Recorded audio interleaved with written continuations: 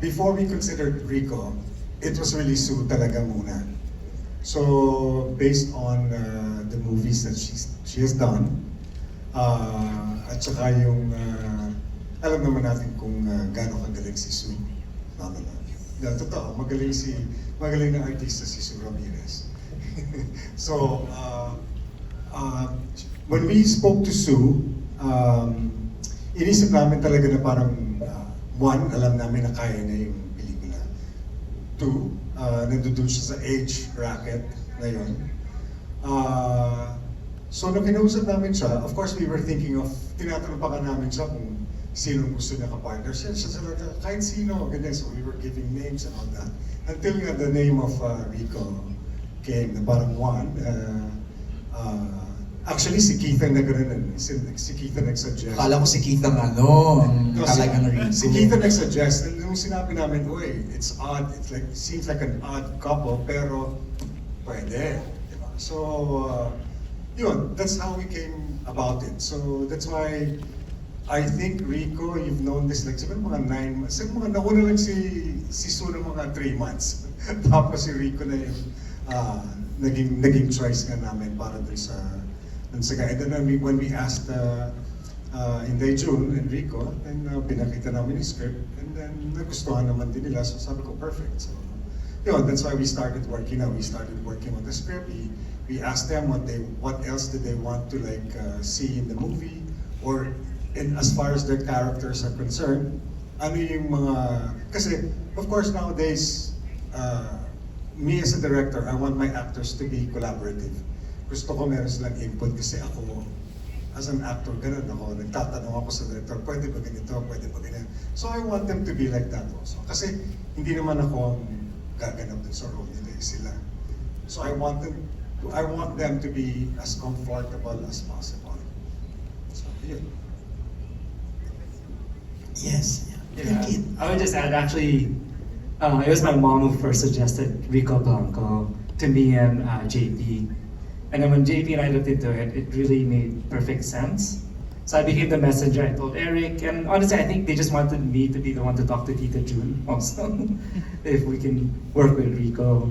But ever since the name popped up, we just couldn't get it out of our heads, and it just seemed perfect, especially when we look at him and Sue. Even though they didn't work together before, it just felt right.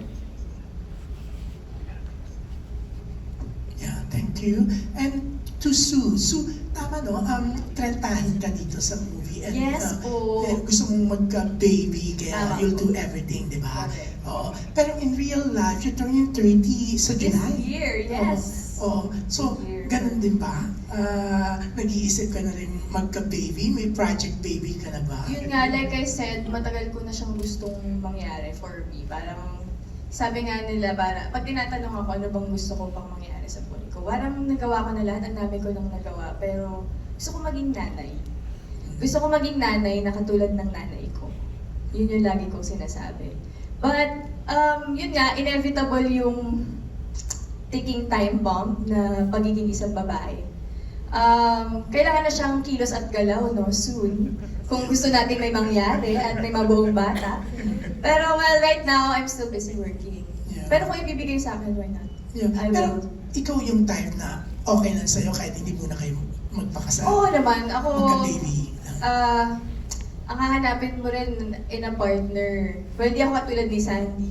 Dati, naisip ko yun na baka kahit walang partner, baka kaya ko. Pero ngayon, mas, na ako, siguro depende sa kung sinong partner mo. At the moment. Makikita mo rin talaga yan at saka mas mabubukas pa yung isip at saka yung puso mo dun sa possibility na, wow, maybe nga, I can still form a beautiful family. Alam mo yun na. Pero if not, I think, yun nga, pipiliin mo pa rin yung tao na alam mo na kahit maghiwalay kayo o meron kayong hindi pagkakasunduan, dapat medyo may certainty ka din dun sa person that you want to do it with. Talaga. Kaya si Sandy, grabe na lang din yung screening niya kay Migo. Tinanong na yung mga sakit sa pamilya. Well, hindi naman ako umabot sa sakit sa pamilya niyo, diba? Hindi naman ganun. Pero ako, yung core talaga ng tao, yung hinahanap ko. Yung alam ko magiging mabuting tatay ito sa mga anak ko. Kahit na hindi kami mag-workout as a couple. Yeah. Yun, malaking factor yun. Yeah, but we all we all knew na may love ka, syempre. So, sa kanya mo na gusto magkaanak, kay Dominic. Why not? Sana Yeah. kung ibibigay, di ba? Yeah. I think Dominic will be a very, very good father in the Yeah. future if he does want to have kids. Okay, Rico, ayan, congrats kasi sa trailer, no, talagang million views ka agad, ang bongga. Ang dami nakagusto ng Project Baby. Anong naging reaction mo? Yung million views ka agad, tapos yun, puro positive yung feedback. Salamat po sa tanong. Sinasabi ko kay Sue, kinakabahan ako dito eh. Mas kabado pa ako dito kaysa pagka meron ako, let's say, major concert or malaking music event. Kasi po, as you all know, bihira ko pong gawin to and I feel minsan di ko alam kung totoo ba nangyayari that at this point in my life, ngayon pa ako magkakaroon ng lead role in a Rical movie. It's like this morning ginaganon ko po yung sarili ko kasi I can't believe all of this is happening. So when you said yun nga nag millions of views yung trailer, it's just unbelievable to me. I've done so many things in my career that I'm so grateful for. Maraming nalagpas-lagpasan na po lahat ng dreams ko eh. Ito po, I'll be honest, hindi ko po to dream at all. Tapos nangyayari sa. So, I'm just filled with so much gratitude po. Pero syempre, may mga ginawa ka na rin movie projects before, di ba? Hindi naman to in first, di ba? Opo, yun na po eh. Usually, I'll be given very strong roles. Pero hindi po yung ganito po na, ano ba sabihin to? Parang leading man, ganun. This is kind of, I didn't expect this. Yeah. I will always be given parang actors roles, yung mga characters na medyo edgy or ano. Pero ito po, so I'm very thankful po sa tiwala, Direk Eric, Sir Keith, and everyone. Yeah, at least kinabahan ka, natakot ka for the movie. Opo. Akala ko pa naman sasabihin mo natakot ka dahil may press con, baka matanong ko sa ex mo. Kasama po yung sa press con po, bihira po na ako mag-press con. So, opo, mga more than a decade na po yata yung last press con.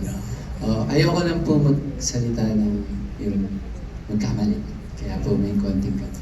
So, kinakabahan ka sa mga, including this, the press con. Hindi man kabado, pero hindi po ako ganun ka-familiar po kasi. Yeah, okay. So, and I know that you are all also wanting to do your jobs right, the best way.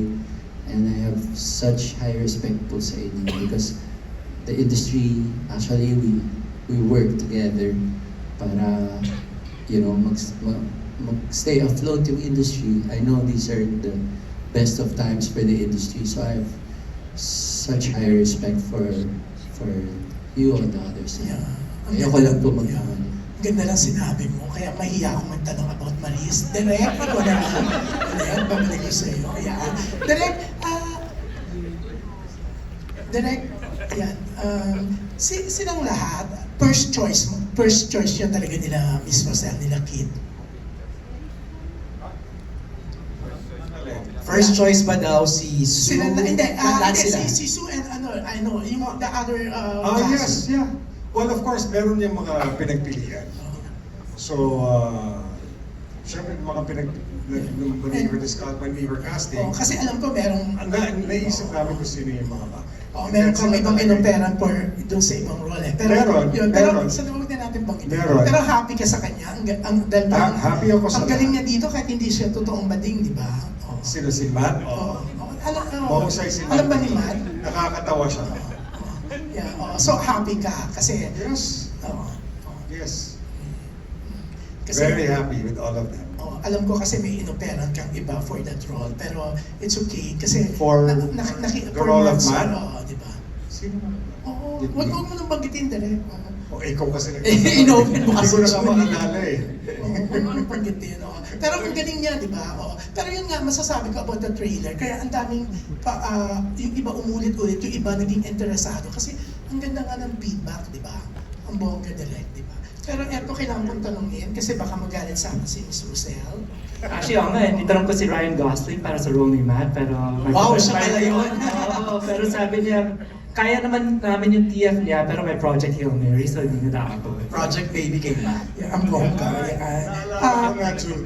Naalala Ako ko mo na, lang yes. sabihin direct. Oo. Yan, oh. Siyempre, Hindi alam na Hindi alam naman ko. din siya kasi pwede. Oo. Oo. Anyways, dito sa movie, there's a new regal baby, ang bongga, Jacel Salina.